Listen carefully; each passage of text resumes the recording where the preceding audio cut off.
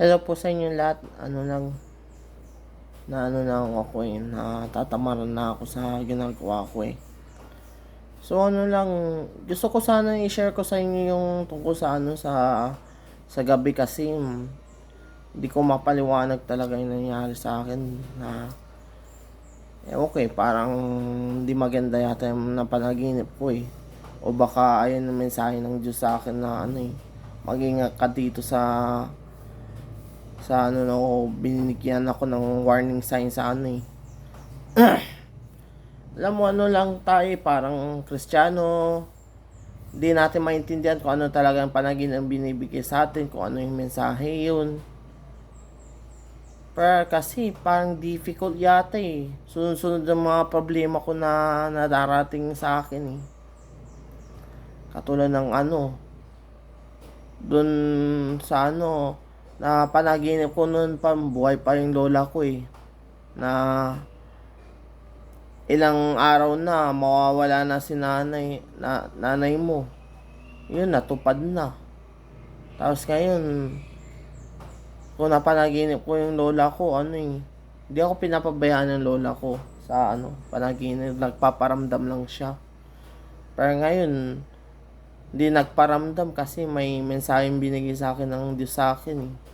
Hindi ko alam kung totoo ba ito o parang napaparanoid ako sa panaginip. Hindi ko na kung paranoid dream disorder ito yung makakapanaginip ka ng di maganda eh.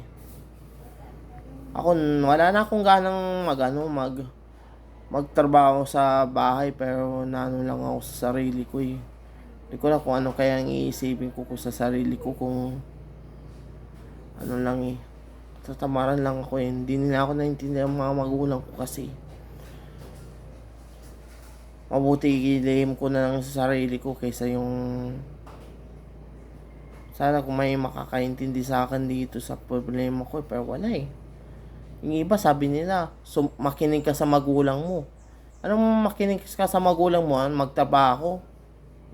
Yung ginagawa nila trabaho pero yung problema hindi naman masolusyon.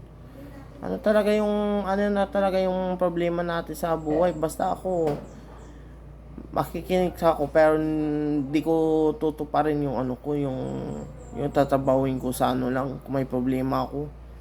Lang ako, masipag naman ako, hindi naman ako ganun na tao sa lang ako sa sarili ko, mahirap lang yung ang daming problema ko eh. Tapos pa, mga haters ko, lumalala na, may sakit na sa pag-iisip eh. Mahirap talaga kung bakit kaya ginaganyan ka ng tao kung wala ka namang ginagawa masama. Sinisiraan ka pa. So ito talaga yung mga Pero ito yung panaginip ito. Husgan ako ng mga gobyerno. Hindi ko alam kung bakit kaya naman yung problema.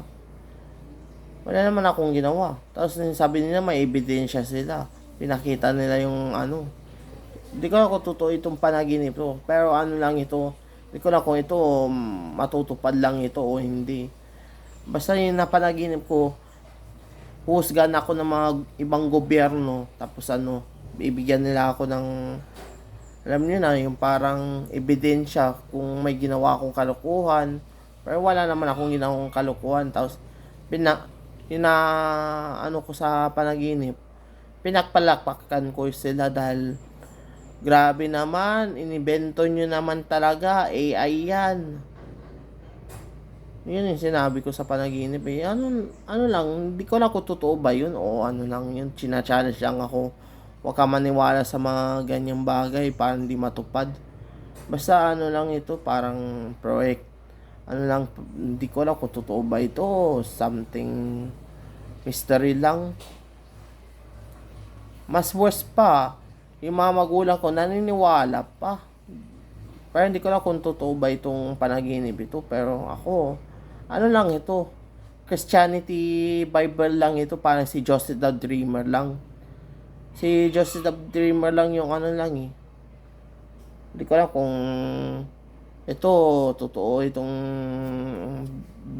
biblical dreaming lang eh. Pero tayo lang tayo. Hindi natin alam kung ano ito yung panaginip. Pero para sa akin, ano lang ito eh. Para sa akin lang, pinapaliwanag ko lang sa inyo yung anong problema po. Pero ano lang, lang ako na, hindi ko alam kung ano sasabihin ko, pero ano lang ito eh. Mahirap talaga mapasabi natin kung ako, ibang panaginip na ano ko eh, pero masamang panaginip eh, nagising ako.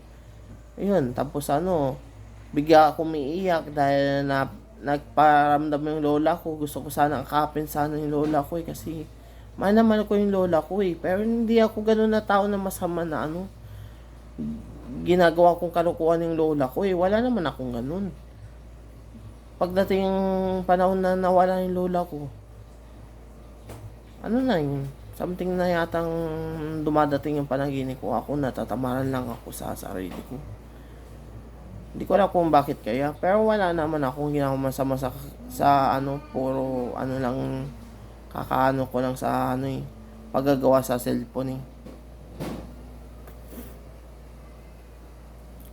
Hindi ko alam kung ano kaya hindi ko alam kung ano sasabihin ko, pero mahirap talaga kung ganun talaga yung buhay natin, kung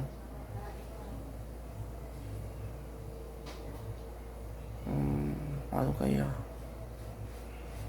mahirap talaga kung sasabihin ko, wala na akong maisip talaga. So yun lang yung sasabihin ko eh. Pero kung gusto nyo ko i-comment sa YouTube channel, maraming po salamat kung naintindihan niyo ako sa sinasabi ko. Pero kung hindi ko magustuhan, basta ko lang kung magano ako, kung may nag-comment sa inyo sa YouTube channel, kung nilike ko yung comment nyo, yun, may naniniwala ko totoo yung sinasabi nyo. Pero kung bangin is mali yung sinasabi yung comment, hindi ko ilalike. Ibig sabihin, ginawa nyo lang yan para mang bash. So ayun lang tayo. So magpo-post ako ng video, pero tanggalin ko muna yung problema ko sa ko, kasi hindi maganda yung pakiramdam ko ngayon eh. So thank you so much for watching. Kung bago po kayo sa YouTube channel, paki-subscribe lang. So ayun lang tayo. So thank you so much.